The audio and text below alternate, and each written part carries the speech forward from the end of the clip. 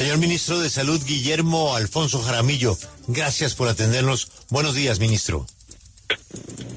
Muy buenos días, don Julio. Un saludo especial para usted y para todo su equipo de trabajo y por supuesto a toda su interesante y diversa elocuencia que hay en todos los radioescuchas. Señor ministro, pues hay cantidad de especulaciones sobre las motivaciones, aspectos políticos, hasta el origen del dueño del grupo Sanitas, relaciones con las campañas, lo que advirtió ayer la exministra Corcho, la reforma a la salud que está pues agonizando en el Congreso. Pero yo quiero que usted le hable, usted es médico, háblele a los usuarios de Sanitas. Para mí eso es lo más importante. Hay unos que tienen unos tratamientos de cáncer, hay otros que tienen unos medicamentos con muchas restricciones, tratamientos que son muy delicados, y esa gente hoy se despierta en medio de un mar de confusiones y de especulaciones. Háblele a esos pacientes. ¿Qué le dice a esos pacientes para que calmen su angustia? Preocuparse. Primero pueden estar, don Julio, pueden estar tranquilos todos los usuarios. ¿Y por qué pueden estar seguros? Porque los servicios se van a seguir prestando común y corriente, y que lo que haya que solucionar, ese tiene que ser la obligación en este caso, ¿no es cierto? Entonces, y aprovecho este momento para a todos los usuarios, inclusive muchos de nosotros. Entonces, pues, yo quiero transmitirles esa tranquilidad porque, vuelvo y repito, nosotros siempre hemos dicho que las EPS no van a desaparecer y menos pueden desaparecer las EPS que tienen obligación, como todos, de poder atender y asegurar la salud de los colombianos. Tenemos diferencias en otras cosas, pero en la materia de asegurar la salud, el derecho fundamental a la salud de los colombianos se tiene que preservar por encima de cualquier cosa. Ministro, a usted también le gusta mucho la política y estábamos hablando hace unos instantes con el representante Mondragón, quien afirmó que detrás de la intervención también hay intereses políticos porque Sanitas dio plata a diferentes partidos. ¿Está de acuerdo usted con esto que dijo el representante? ¿Piensa que el gobierno debe usar lo que esté a su alcance?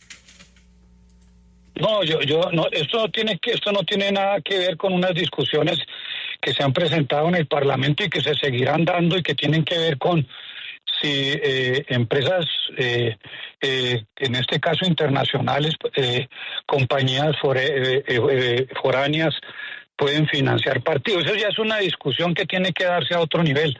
Aquí lo que ha habido es una intervención para salvaguardar los derechos que tienen absolutamente todos y cada uno de los colombianos, de que las IPS cumplan con las necesidades que, primero, con las obligaciones que tienen. Ustedes muy bien saben que en este caso está incumpliendo la EPS Sanitas en temas como las reservas, en temas fundamentalmente como muy bien lo determinó y lo hemos determinado no de ahora, sino ya hace mucho tiempo, en el patrimonio adecuado. Eso lo dijo muy claramente la Contraloría. Esto no es un invento de ninguno de nosotros.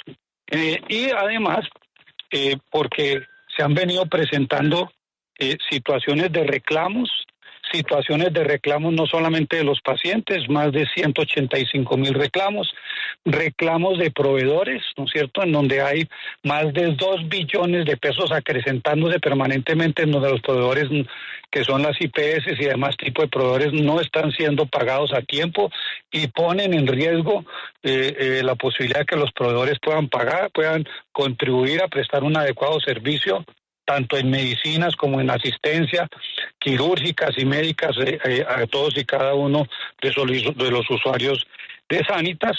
Ustedes saben muy bien de la gran deuda que tiene Sanitas con Cruz Verde, más de 400,000 millones de pesos, y en este momento pues deudas de más de 2 billones de pesos que todos los días está creciendo de una manera exponencial. Pero señor, Entonces, Tenemos que proteger fundamentalmente la salud de los colombianos. Pero, señor ministro, aquí hay varios puntos. Del universo de EPS, Sanitas no es el que tenga las menores reservas técnicas. No es cierto que sea la EPS con más PQRs. Hay otros con un promedio mayor.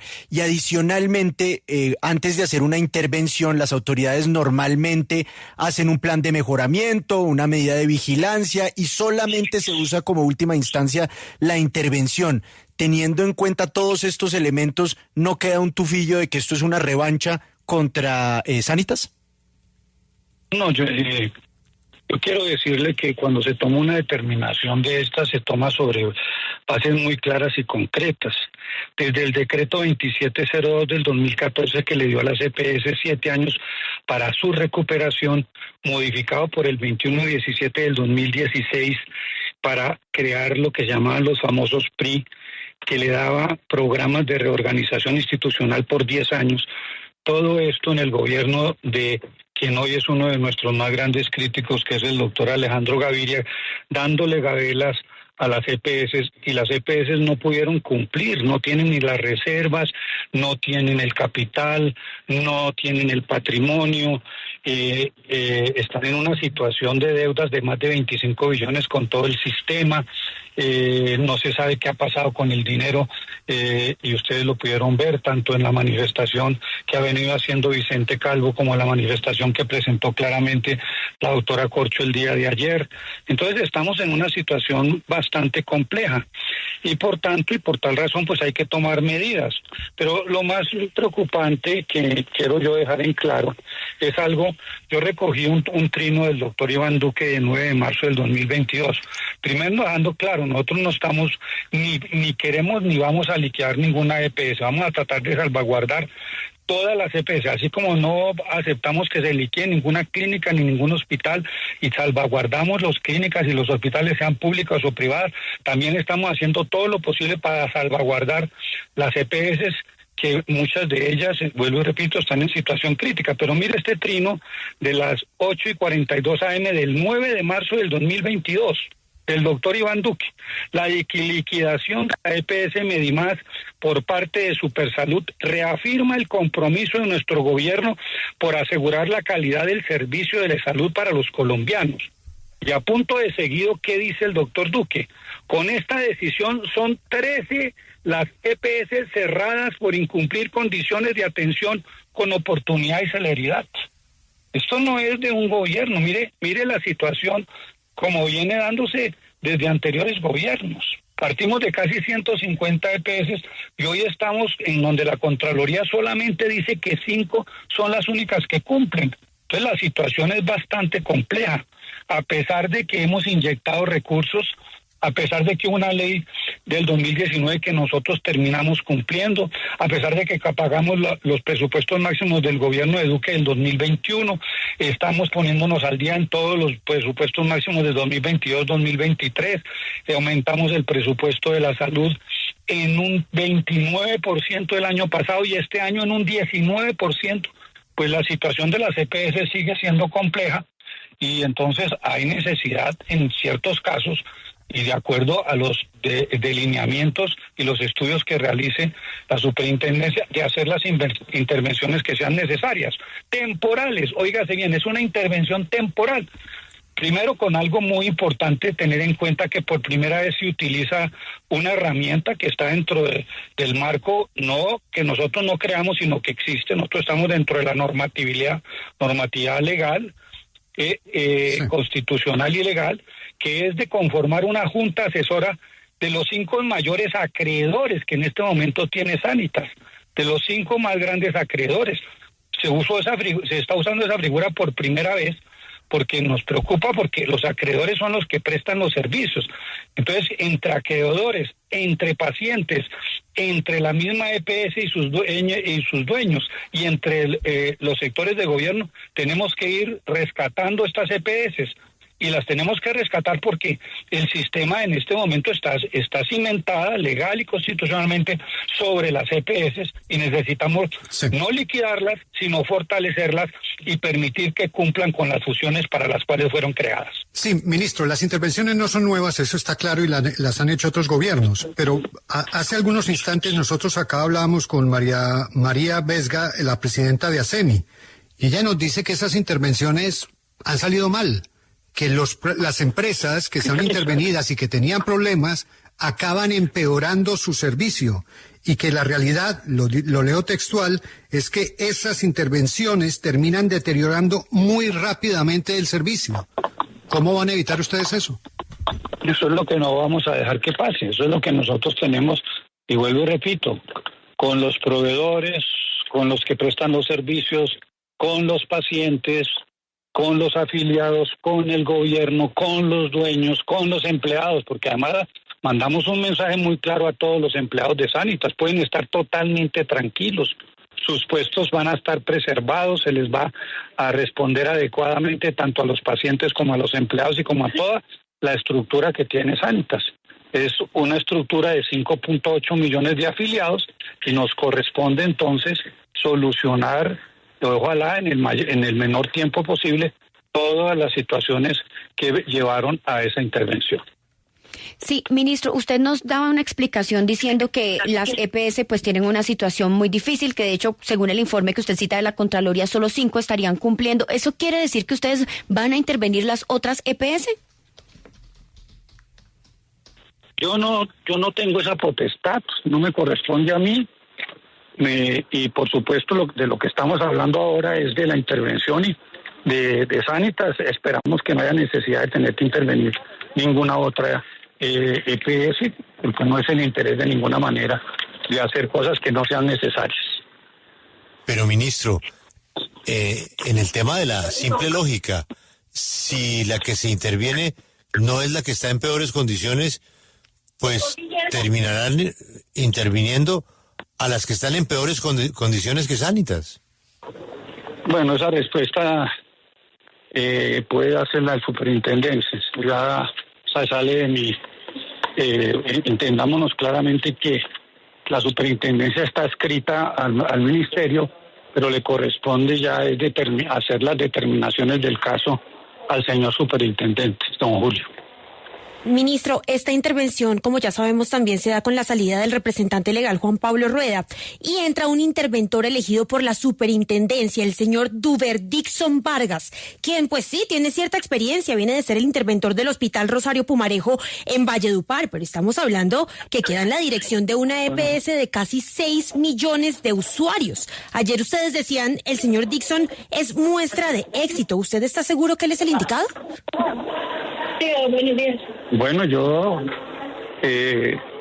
soporto y apoyo las decisiones que ha tomado el superintendente. Creo que después, por sus ejecutorias y por su hoja de vida, y por su experiencia y al mismo tiempo también por los estudios que tiene y lo que ha hecho, pues lo ha escogido.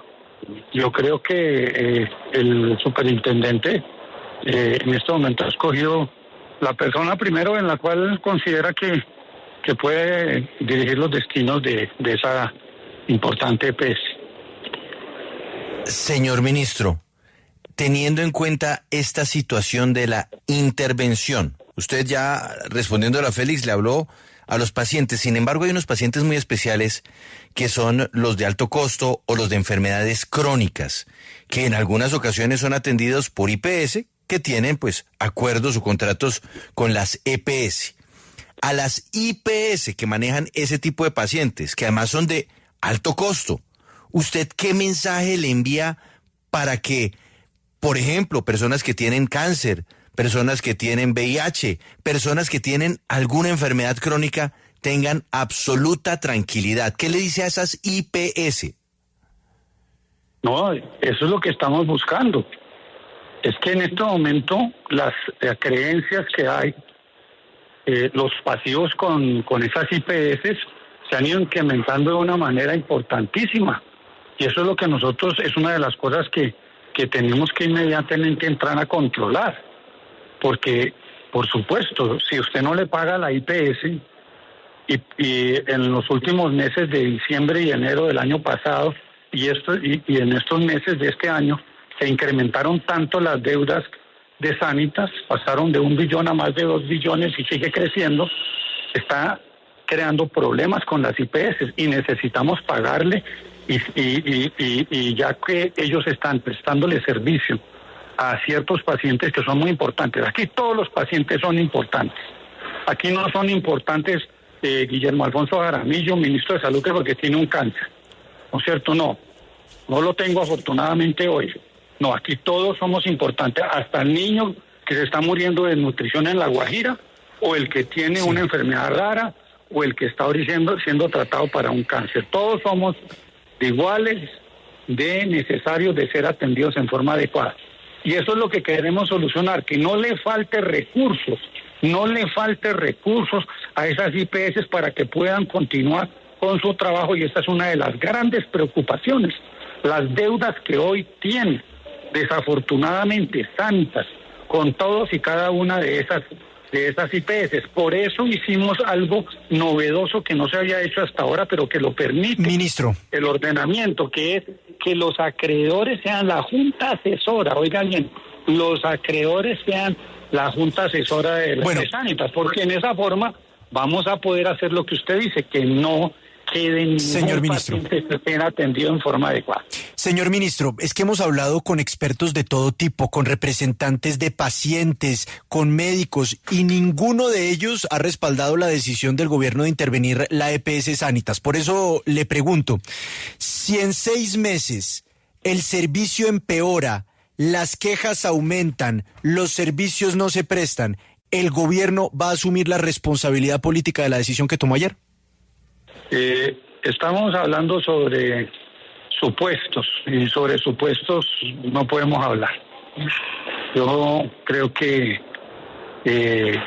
porque le haya ido mal a otros gobiernos en las intervenciones, nosotros, vuelvo y repito, por ejemplo, voy a decir el caso concreto de los hospitales, y puede usted mirarlos en detalle, en que están intervenidos. Nos hemos dedicado a irlos sacando adelante y hemos ido acompañándolos para poder salir adelante. En este momento no ha habido necesidad y hemos logrado ir recuperando hospitales paulatinamente, apoyándolos en todo ese sentido. La posición aquí no es ni acabar las EPS ni acabar hospitales y clínicas, sino sacarlos adelante. Y esa es la decisión del gobierno, la decisión del presidente Petro. No se cierra ningún hospital, no se cierra ninguna clínica, y al mismo tiempo continuamos apoyando y sacar adelante las EPS.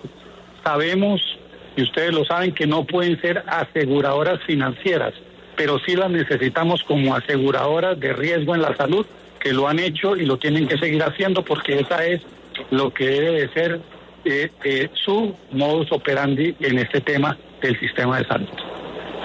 Mire, si la intervención se hace, como usted ha dicho, para mejorar el servicio a la clientela y para poner las cosas en orden, quiere decir que ya la reforma a la salud no se necesita, porque para eso era la reforma.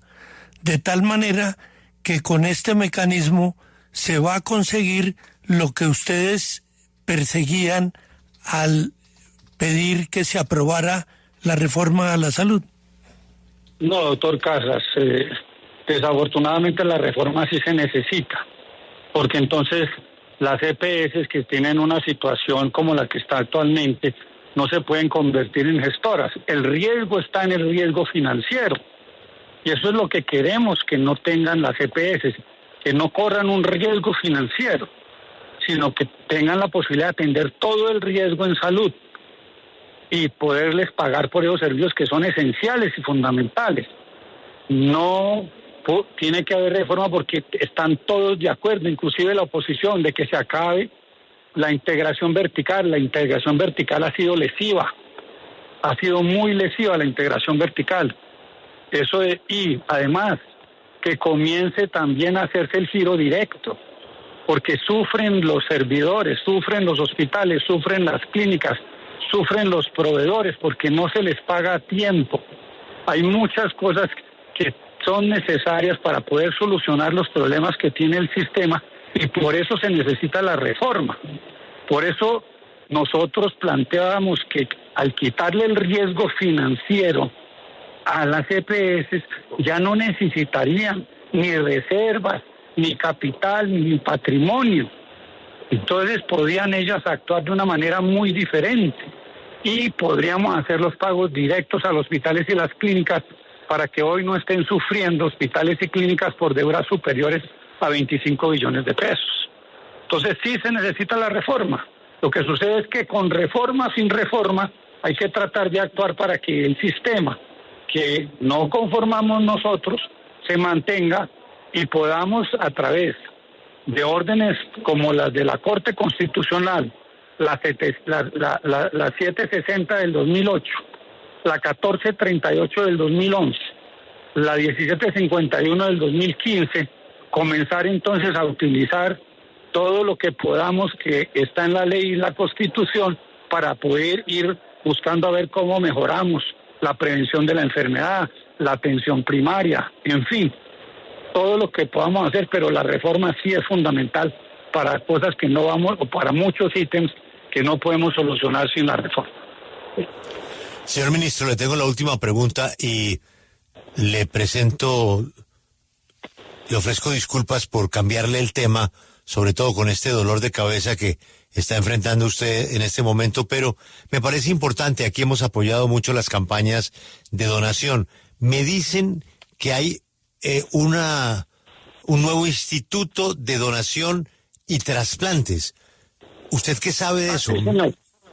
Sí, señor. Eso, el doctor Roldán, el senador Roldán, tuvo a bien lograr la aprobación de la creación de un instituto de órganos y trasplantes. Me parece muy importante fortalecer ese sector y estamos ya en trabajo muy adelantado, don Julio, en poder tener esa institución.